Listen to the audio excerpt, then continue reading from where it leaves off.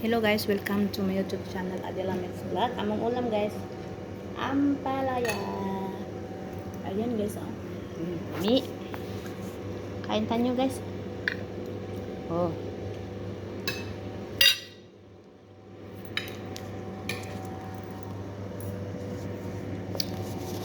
Ampalaya ang ulam. Kailangan tayo guys magkain ng gulay.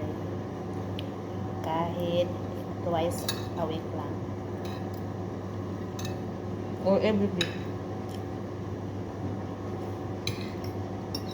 Hindi man kami makakain ng gulay every day.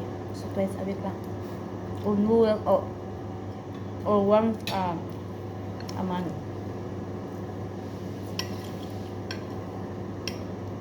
Minsan naman ang gulay dito na nakikita.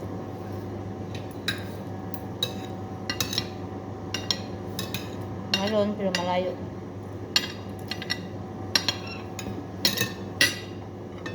Sa tindahan na binilihan namin, hindi palaging may gulay. Kaya, kita kami ng ampalaya kahapon. Niluto sa kasama. Sa kusinira. Niluto sa chief cook. Lagyan niya ng baka. Baka.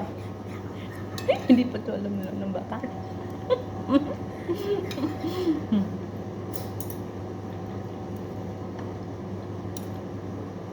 Sarap pa.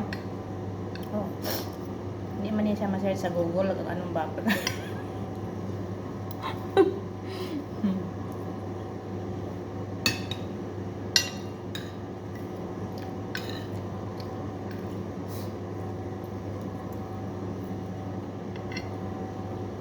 Pait-pait. Hindi ganun, hindi. Hindi. Okay lang yun, di ba? Kami mga animikon, kaya sige may kulang sa tulog. Yan, dagdagan ang aming dugo.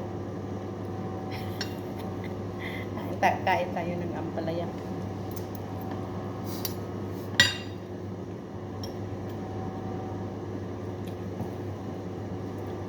Para na ay vitamins. Na ay pang vitamina sa utak, vitamin sa buhok, panit, kuko.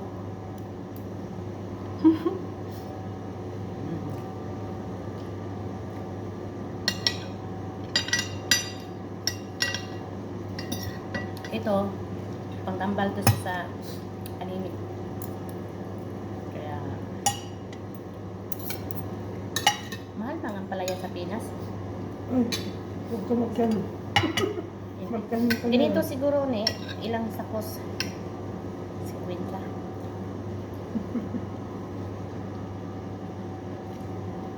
Sandaan na sa plato magsuntok sa Wala na. Ganito oh. 15 pesos na yun. Sus, ginoo. Kanin Dito. ha? Kanin. Nakakamis guys po. Kaya, kailangan talagang may trabaho tayo. Sa atin, ang mahal mga bilhod.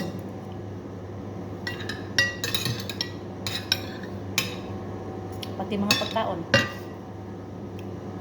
Dito, ang dalawang ampalaya is, magkano na nabayaran na? 500. Ha? Philippine money, ano na? 100 plus. 100. Kanin pa dun.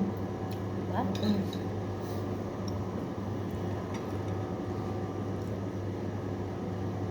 Sandaan na isang palaya sa atin.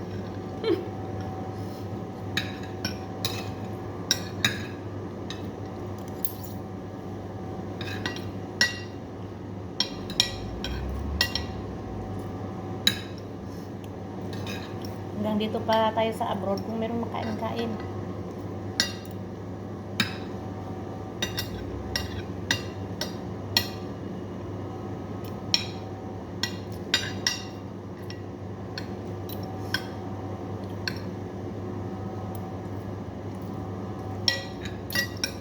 Kasi pag uwi natin sa Pinas, no?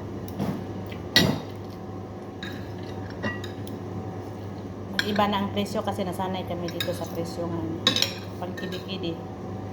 Doon sa Pinas, piso-piso. Libo-libo. Libo-libo na.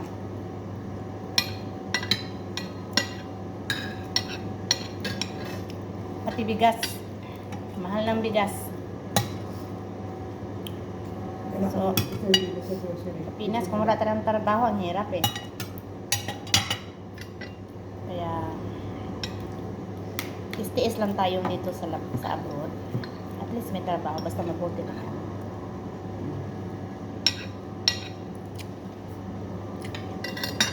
Sina, lang, kainin natin, okay na.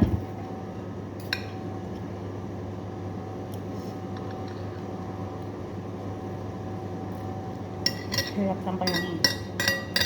Kaya, God bless sa lahat. Kanin pa doon, yan. Thanks God na may makain kami dito. Kahit pagod. Thank you for watching, guys. Bye-bye.